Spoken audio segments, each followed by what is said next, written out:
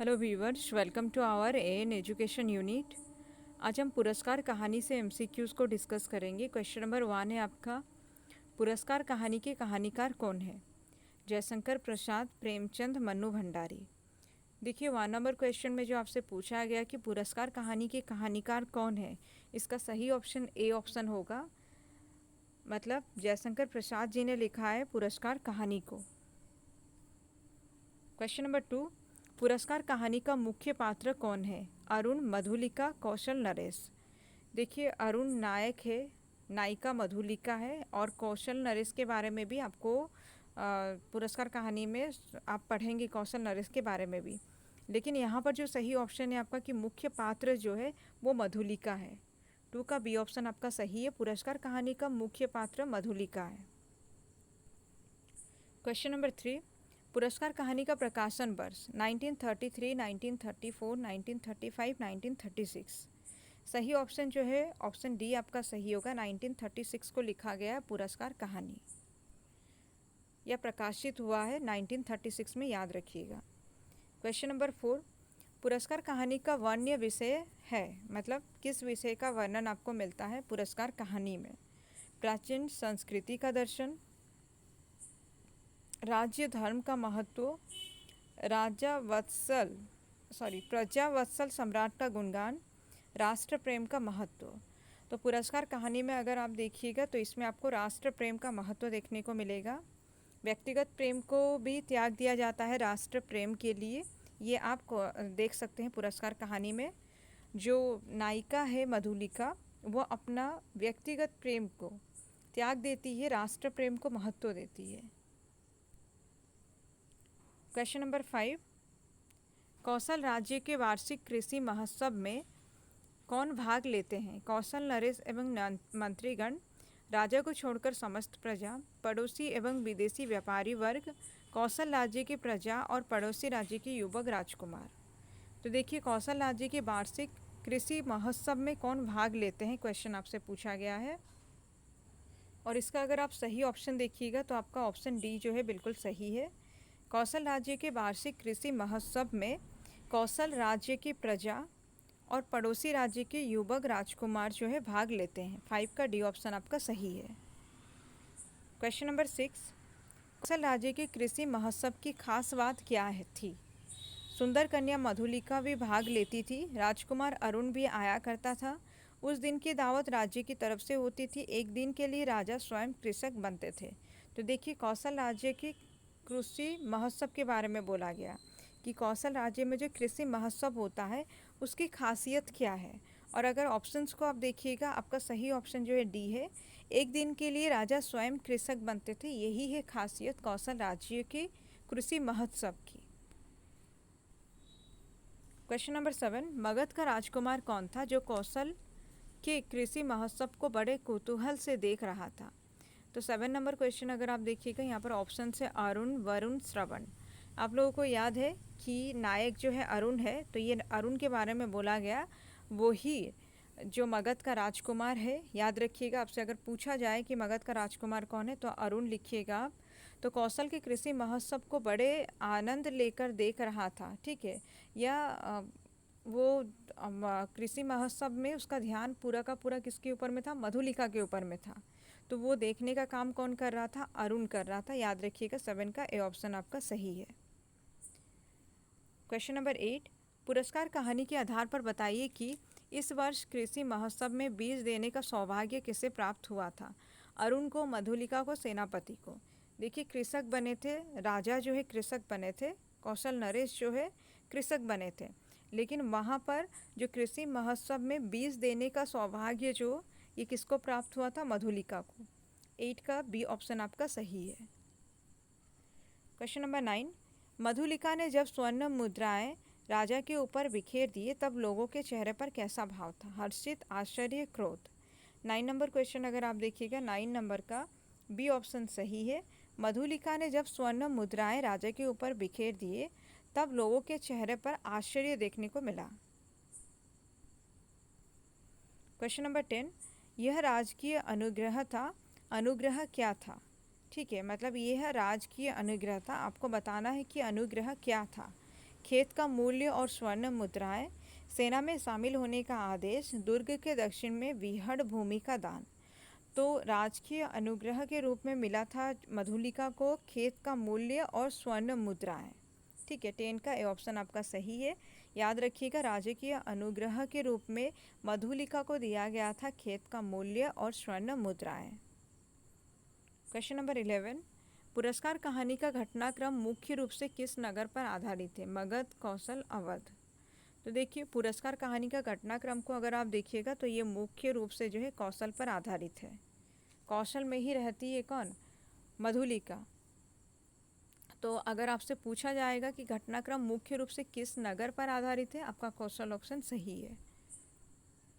Question number 12, कौशल नगर के प्रसिद्ध उत्सव का मुख्य कृत्य क्या था? कौशल नरेश द्वारा जनता को दान देना, कौशल नरेश द्वारा आक्रमण करना, कौशल नरेश द्वारा कृषक बनना। प्रसिद्ध उत्सव का मुख्य कृत्य क्या है आपसे पूछा गया है। तो कौशल में जो प्रसिद्ध उत्सव था वो कृषक महोत्सव ही है, और उसका जो मुख्य कृत्य है वो कुछ इस तरह से है कि कौशल नरेश द्वारा कृषक बनना। कौशल के नरेश जो थे वो एक दिन के लिए कृषक बनते थे। क्वेश्चन नंबर 13, इस वर्ष उत्सव के लिए किसका खेत चुना गया था? अरुण, मधुलिका, सेनापति। तो देखिए, उत्सव के लिए यानी कि कृषक महोत्सव के लिए खेत चुना गया था, और वो खेत किसका था? मधुलिका का। 13 का बी ऑप्शन आपका सही है। क्वेश्चन नंबर 14 नंबर क्वेश्चन देखिए, उत्सव के दिन बीज बोते समय मधुलिका को कौन देख रहा था? सेनापति, कौशल नरेश, अरुण। 14 नंबर क्वेश्चन का सही ऑप्शन आपका सी है, अरुण देख रहा था। ठीक है, उत्सव के दिन बीज बोते समय मधुलिका को अरुण देख रहा था। क्वेश्चन नंबर 15, मधुलिका के खेत का कितना मूल्य राजा के द्वारा दिया जा रहा था? ठीक है, खेत का कितना मूल्य राजा के द्वारा दिया जा रहा था? 5 गुना, 4 गुना, 2 गुना। तो 4 गुना मूल्य जो है राजा द्वारा मधुलिका को दिया जा रहा था। खेत जो मधुलिका का लिए थे कृषक महोत्सव के लिए, इसलिए उसका मूल्य जो है, उसी खेत का मूल्य जो है मधुलिका को 4 गुना मिल रहा था। क्वेश्चन नंबर 16, कृषि उत्सव के कितने वर्ष के बाद अरुण मधुलिका से पुनः मिलता है? 1 साल, 5 साल, 3 साल। इंपॉर्टेंट क्वेश्चन है, याद रखिएगा। कृषि उत्सव के कितने वर्ष बाद अरुण मधुलिका से पुनः मिलता है, क्वेश्चन था आपका, और इसका सही ऑप्शन जो है सी है, यानी कि 3 साल बाद। कृषक महोत्सव खत्म होने के बाद अरुण मधुलिका से 3 साल बाद मिलता है। क्वेश्चन नंबर 17, मधुलिका किसकी पुत्री थी? सेनापति देवमित्र, सेनापति सिंघमित्र, सेनापति अग्निमित्र। तो याद रखिएगा, सेनापति सिंघमित्र की बेटी थी मधुलिका। क्वेश्चन नंबर 18, मधुलिका उस वीर सिंघमित्र की कन्या है, इस बात का परिचय राजा को किसने दिए? वृद्ध मंत्री, अरुण, सेनापति। 18 नंबर क्वेश्चन का सही ऑप्शन जो है ए है कि मधुलिका सिंघमित्र की कन्या है। ये बात राजा को कौन बताता है? वृद्ध मंत्री बताते हैं। 18 का ए ऑप्शन आपका सही है। क्वेश्चन नंबर 19, छी राजकुमारी के सोए हुए सौंदर्य पर दृष्टिपात करने वाले दुष्ट तुम कौन हो? पुरस्कार कहानी में आए हुए यह शब्द किसके माध्यम से कही गई है? मैना के, कोयल के, तोते के। 19 नंबर क्वेश्चन अगर आप देखिएगा, आपका बी ऑप्शन बिल्कुल सही है कि राजकुमारी के सोए हुए सौंदर्य पर दृष्टिपात करने वाले दुष्ट तुम कौन हो, ये कोयल का ही कथन है। 19 का बी ऑप्शन आपका सही है। क्वेश्चन नंबर 20, अरुण की योजना क्या थी? मधुलिका को प्राप्त करना, मधुलिका को उसका खेत वापस दिलवाना, मधुलिका के सहयोग से श्रावस्ती दुर्ग पर अधिकार करना। तो देखिए, अरुण की योजना क्या थी आपसे पूछा गया है, आपका सही ऑप्शन सी है, मधुलिका के सहयोग से श्रावस्ती दुर्ग पर अधिकार करना। ये चाहता था कौन? अरुण। तो किस दुर्ग पर अधिकार करना चाहता था? श्रावस्ती। ये भी याद रखिएगा, घुमाकर क्वेश्चन पूछा जा सकता है। क्वेश्चन नंबर 21, अरुण कौन सा वचन देकर मधुलिका को अपने तरफ कर लेता है? मैं तुम्हें अपनी जमीन दिलवाऊंगा, मैं तुम्हें कौशल की रानी बनवाऊंगा, मैं तुम्हें मगध की रानी बनवाऊंगा। देखिए, अरुण कौन सा वचन देकर मधुलिका को अपने तरफ कर लेता है दिया गया है। इसमें सीधा सीधा क्वेश्चन ये आ सकता है कि अरुण जो है कौन सा वचन देकर कौन सा वचन मधुलिका को देता है। तो याद रखिएगा, वो कहता है कि मैं तुम्हें कौशल की रानी बनाऊंगा। 21 का बी ऑप्शन आपका सही है। क्वेश्चन नंबर 22, क्या सोचकर मधुलिका का मन विचलित हो गया? अरुण इस अभियान में सफल होगा या नहीं ये सोचकर, या फिर मैंने व्यक्तिगत सुख के लिए कौशल राज्य को खतरे में डाल दिया ये सोचती है मधुलिका, या फिर मेरी ही भूमि क्यों छीन ली गई ये सोचती है मधुलिका। यहाँ पर क्वेश्चन है मधुलिका का मन विचलित हो गया क्या सोचकर। तो उस समय जब मधुलिका यह सोचती है कि मैंने व्यक्तिगत सुख के लिए कौशल राज्य को खतरे में डाल दिया, तब उसका मन जो है विचलित हो उठता है। तो 22 का बी ऑप्शन आपका सही है। क्वेश्चन नंबर 23, अंधेरे में जब मधुलिका कौशल राज्य के बारे में सोच रही थी तब कौशल राज्य के कितने सैनिकों को सामने से आता हुआ देखती है? 100, 200, 50। देखिए, जब मधुलिका अंधेरे में कौशल राज्य के बारे में सोच रही थी तब कौशल राज्य के 100 सैनिक जो है सामने से आते हैं। कहाँ से आते हैं? सामने से आते हैं। कितने सैनिक थे? 100 सैनिक। क्वेश्चन नंबर 24, जब राजा ने मधुलिका से पुरस्कार मांगने के लिए कहा तब मधुलिका ने पुरस्कार में क्या मांगा? अपने लिए एक जागीर, अपने को दिया गया दंड माफ़ हो, अरुण के साथ मृत्युदंड। देखिए, अरुण की सच्चाई जानने के बाद उसको मृत्युदंड ही दिया जाता है, और मधुलिका क्योंकि बचाती है, ठीक है, अपना राज्य को मधुलिका बचा लेती है, तो इसलिए उसको पुरस्कार देने के लिए बोला जाता है, और पुरस्कार के स्वरूप में वो जो भी मांगेगी वो उसको मिल जाएगा।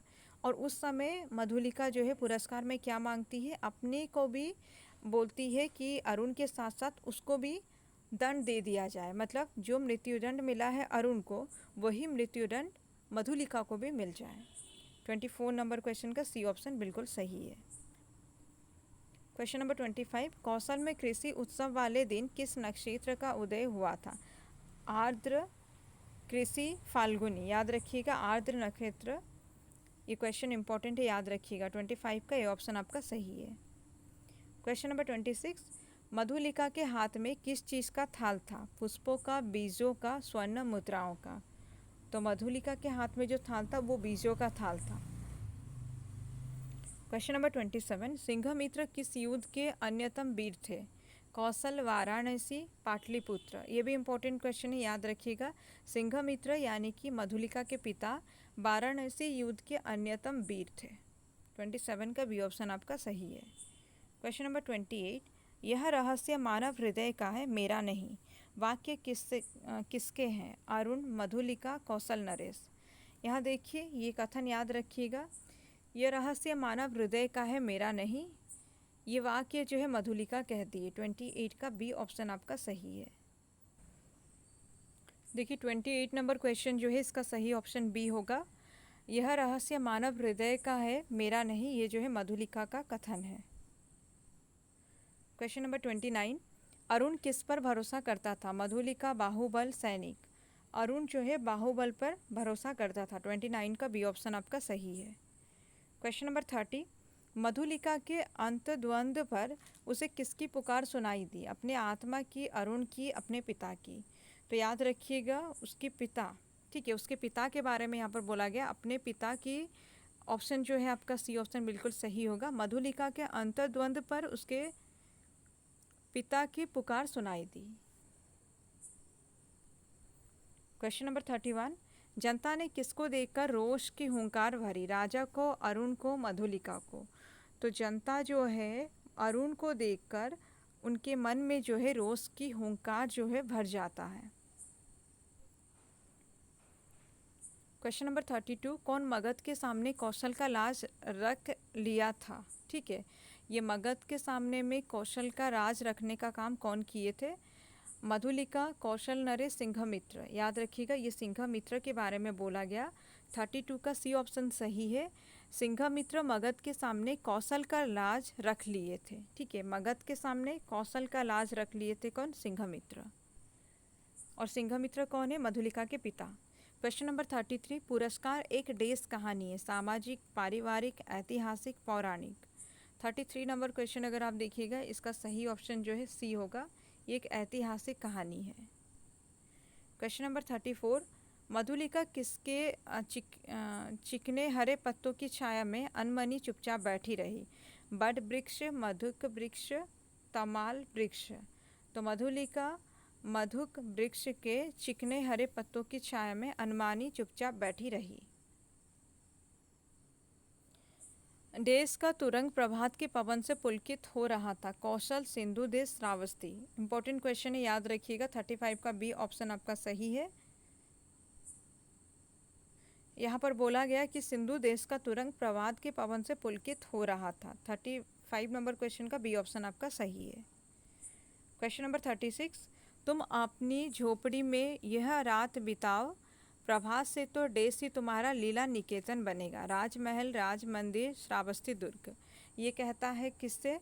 मधुलिका से कहता है अरुण कि तुम अपनी झोपड़ी में ये रात बिताओ, प्रभात से तो राज मंदिर ही तुम्हारा लीला निकेतन बनेगा। 36 नंबर क्वेश्चन का बी ऑप्शन बिल्कुल सही है।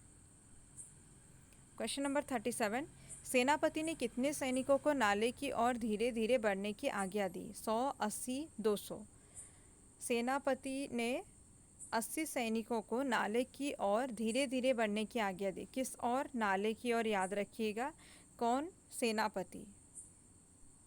सेनापति कहते हैं 80 सैनिकों को नाले की ओर धीरे धीरे आगे बढ़ने के लिए। क्वेश्चन नंबर 38, सेनापति स्वयं कितने अश्वारोहियों के साथ दुर्ग की ओर बढ़े? ठीक है, 200, 80, 20। यहाँ पर सही ऑप्शन जो होगा 38 नंबर क्वेश्चन का सी ऑप्शन सही होगा, 20। 80 को वो भेजते हैं और 20 को अपने साथ लेकर आगे बढ़ते हैं।